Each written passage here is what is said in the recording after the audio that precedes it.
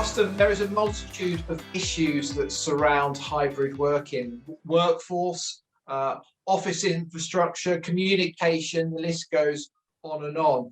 Can you just drill down a little and shed some light on the particular areas that employers are asking you for advice on? Yeah, well, thanks, Chris. As you say, there are the sort of the two big ones of sort of people and premises. But I think beyond that, there are then other things that flow. There are issues around, I guess, the extent of use perhaps of external contractors. That might be everything from catering to cleaning and a variety of other things. There are issues around perhaps kind of sort of risk management in terms of looking after and ensuring that the operation working in a different way, sort of hybrid model, that's still working effectively.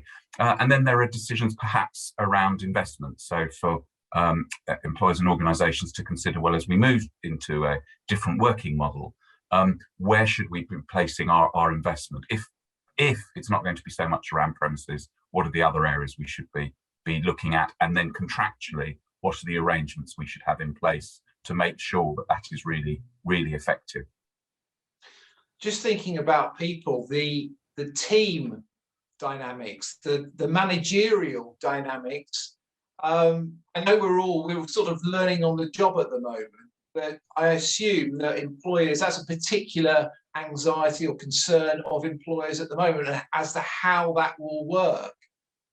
Yeah, absolutely right, Chris. I mean, I think there've obviously been in the past some organisations and industries where they're perhaps used to people working remotely or working in a hybrid fashion. But now this is becoming potentially much more mainstream. I think what we're absolutely seeing is growing anxiety amongst line managers who perhaps were used to managing a relatively static workforce. It's very different when you're managing a workforce that are remote or that are working on a sort of hybrid type model. Being able to actually see your team maybe every day or at least a number of sort of specific days in a particular place at a particular time. That's a much more kind of controlled environment. As we move more towards a focus on perhaps output rather than input, and inputs perhaps at various times of day or, dare I say it, even night, I think a lot of line managers are finding it difficult, understandably, because they haven't been trained in what are the things they should be looking at. And a lot of those line managers are trying really hard, obviously, to support their team members. And each of us as individuals, of course, we've all got different stories in terms of what's been happening to us and our family in relation to COVID. What are our needs? When can we work? All of those issues. So line managers are very often feeling that they're almost the buffer, as it were, between the employer needing the output and the employee, perhaps, they'll have very varied needs. So I think that's one of the areas where line managers are really needing both training, but actually support and understanding from the employer.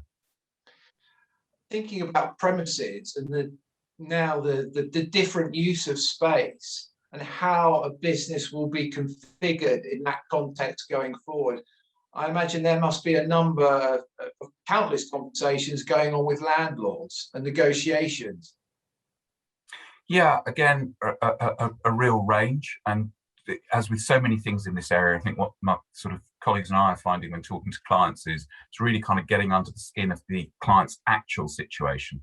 So there are clearly instances and stories of some landlords maybe being kind of more sort of forbearing, others being much firmer and saying, well, we've got our own, financial constraints that we can act within. Obviously, the government has also intervened in the context of rent payments, rent moratoria, also restrictions on being able to actually seek possession.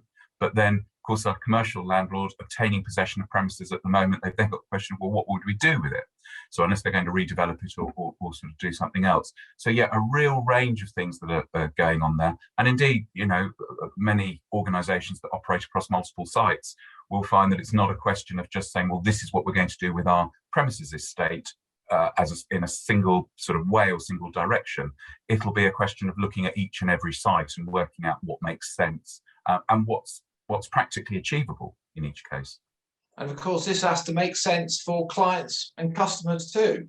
The new normal has to dovetail perfectly with clients and customers too.